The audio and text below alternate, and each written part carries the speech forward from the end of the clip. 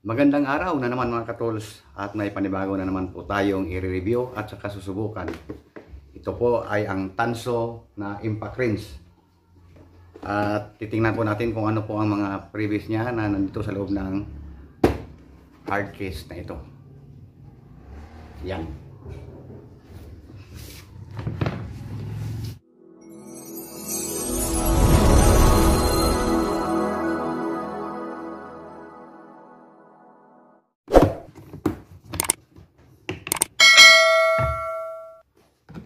Ayan, meron po siya dito na manual naman.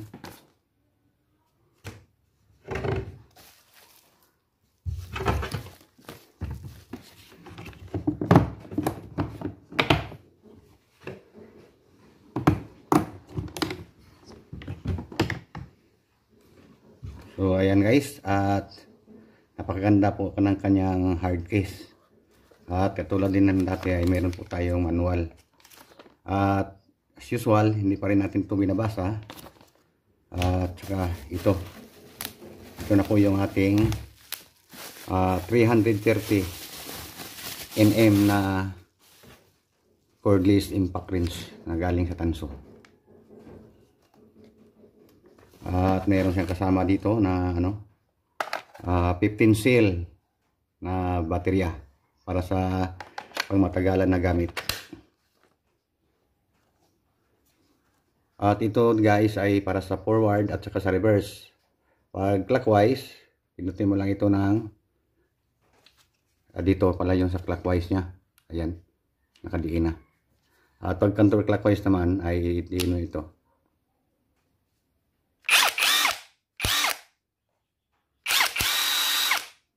Ayan. O ito may selector din siya dito para sa 1 at saka sa 2. Yan.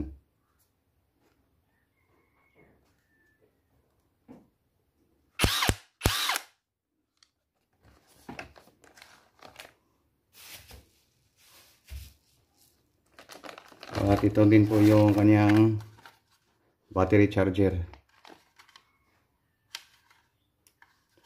21 volt din ang output nito. At ito yung mga previous niya.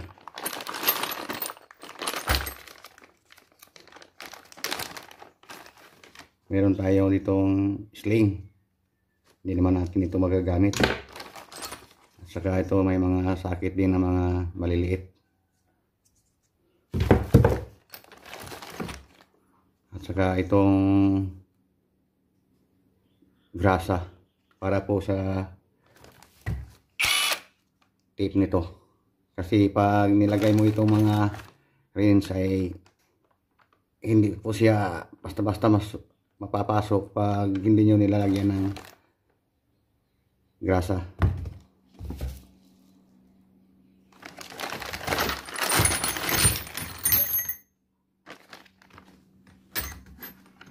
So ito po yung mga kasama niya. Mayroon po siya rito na itong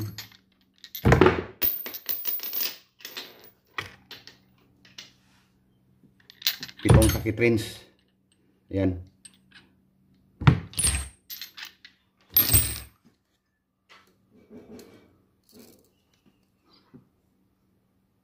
May 18 mm,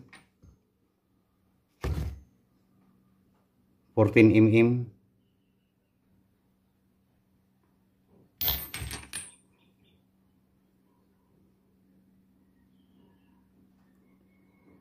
21 mm,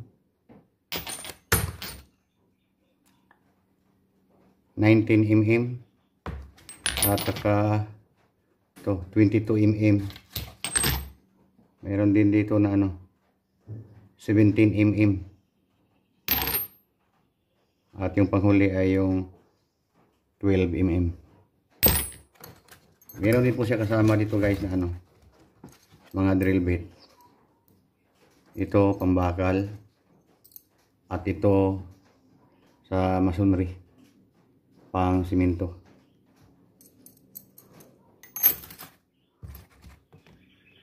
At ito guys, meron din po siya dito na mga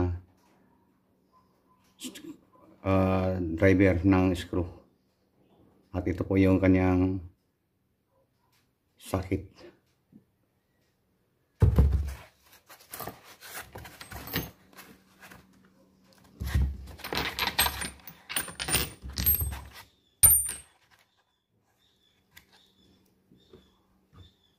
Ito para to sa mga screw. Yan.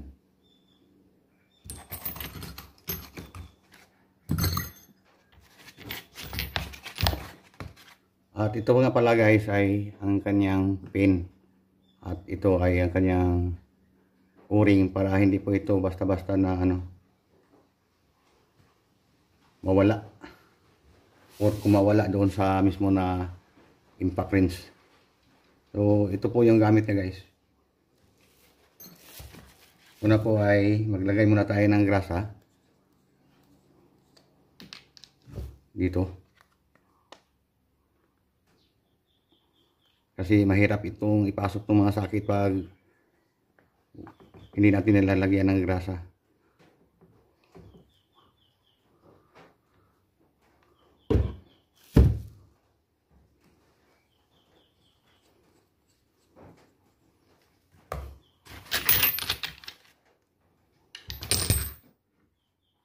At tapos ipapasok natin ito. Itatapat natin yung mga butas niya dito sa may butas dito. Tatapat natin. Ayan. Tapos ilalagay natin yung pin.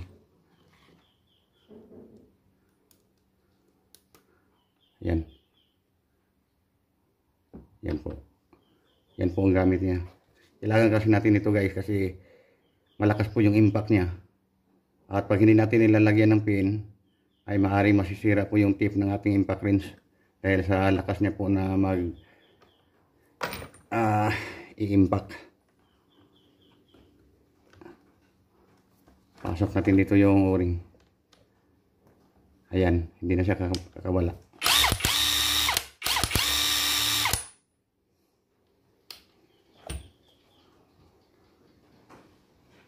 At itong 3 bars na ito guys, ito po yung indicator ng ating baterya.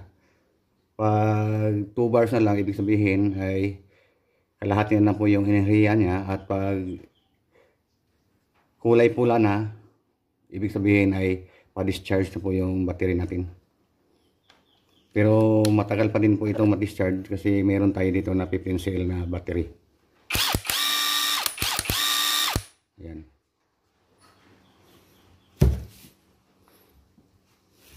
So ngayon guys ay ititest po natin kung gaano ba ito kalakas itong 330 na Nm na impact wrench. Meron kasi dito na 600, meron din na 800 Nm. So yung 800 Nm pang malakasan na yun, yung pang siguro pag magbabaklas ka ng makina ng mga dump truck. Pero ito kaya din ito.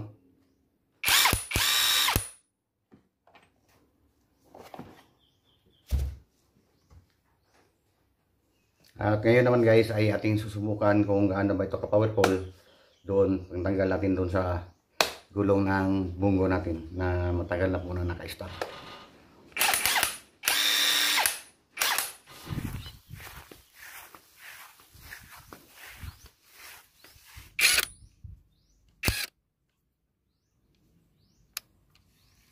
Ito ititesting na po natin.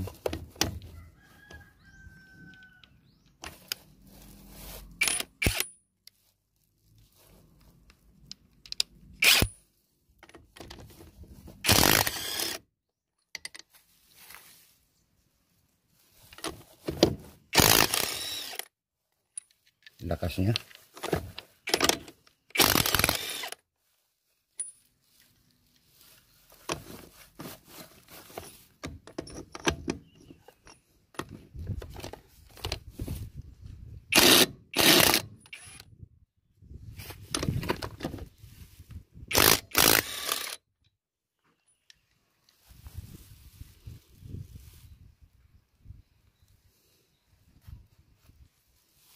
So itong dalawang ito ay hindi kasi yan ang sakit niya, magkaiba siya.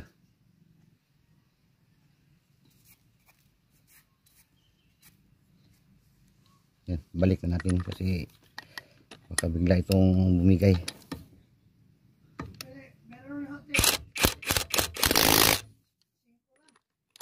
Lakas niya guys, oh.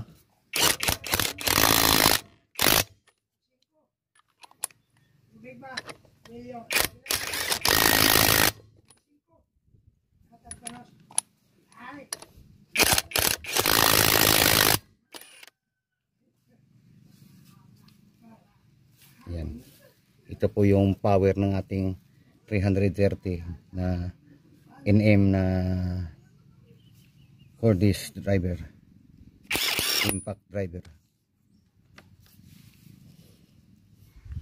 So ayan mga katools, naipakita na po natin yung power ng ating 330 mm na cordless na impact wrench na may digital speed selector. At ngayon naman po ay susubukan naman natin ito doon sa drill bit pang butas ng simento at saka sa bakal. So ito, bali ang kakayanan po nito ng ating Tanso na cordless impact wrench ay 3-in-1 po. Pwede po ito sa drill at sa screw, pwede din.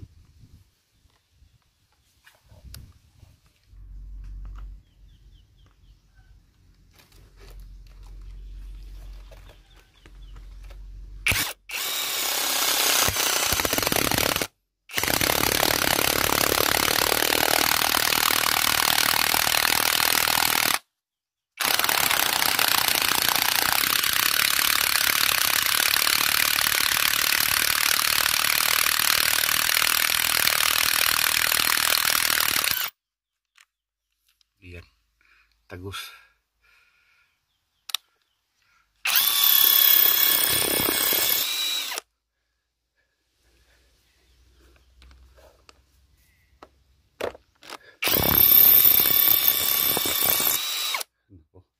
Ayaw na matanggal guys.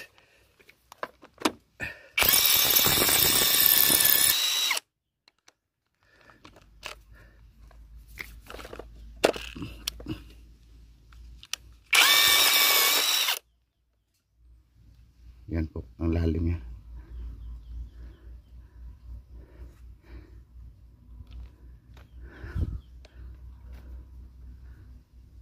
Mukhang pangkahoy na po.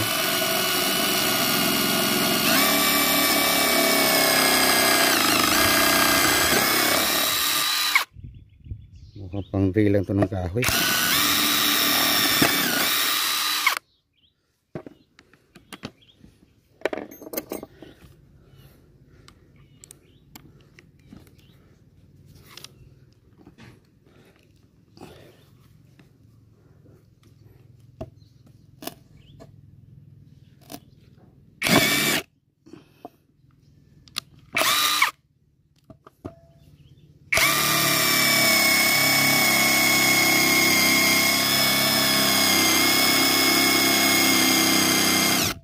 Baliktad.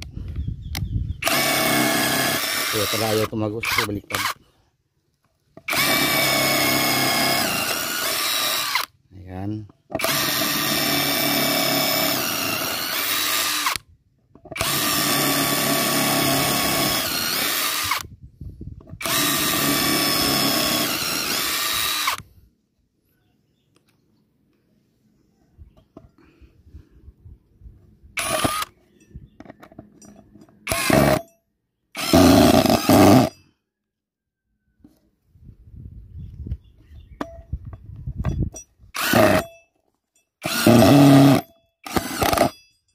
Bagus.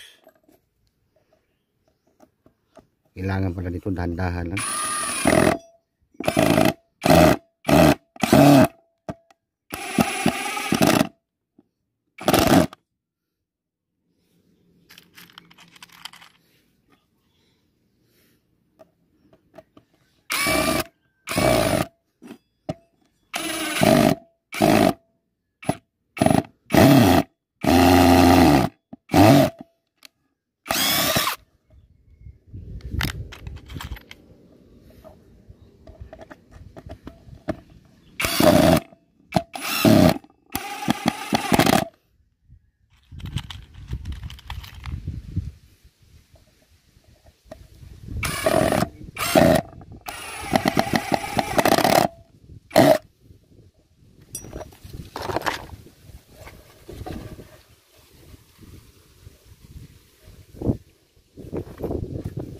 So ayan mga katools, at nasubukan na po natin itong ating cordless na impact wrench mula sa Tanso.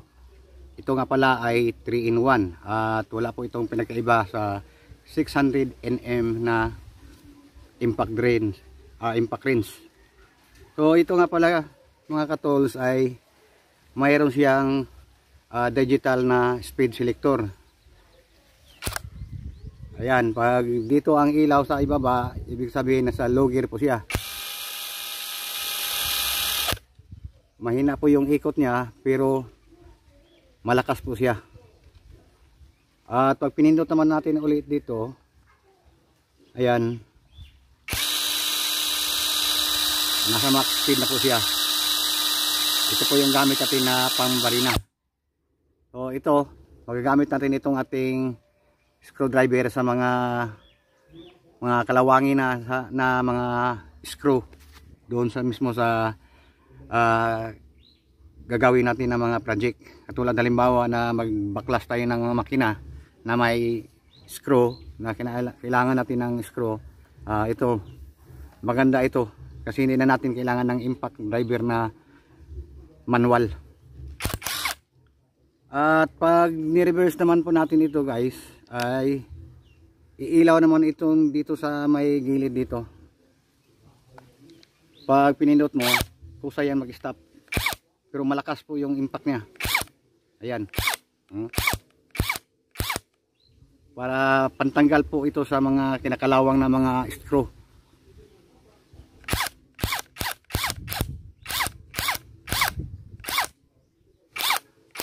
So masasabi ko po dito sa impact wrench na ito ay maganda po siya. Maganda po siya na klase. At saka yung torque niya ay malakas. Kaya para sa mga DIYers na katulad ko ay i-recommend ko po ito na bumili na po kayo ng ganito. Kahit 330 Nm lang. Yan. Magagamit na ito pang drill sa mga impact na mga screw at saka sa mga socket wrenches. Ayan. At abangan nyo po yung next natin na pag-review. May darating po tayo na isang Tanso pa rin na cordless drill. So 3-in-1 din po yon. May impact, may drill at saka may pang screw. So ayan guys, at maraming salamat po sa inyong panonood at God bless po sa ating lahat.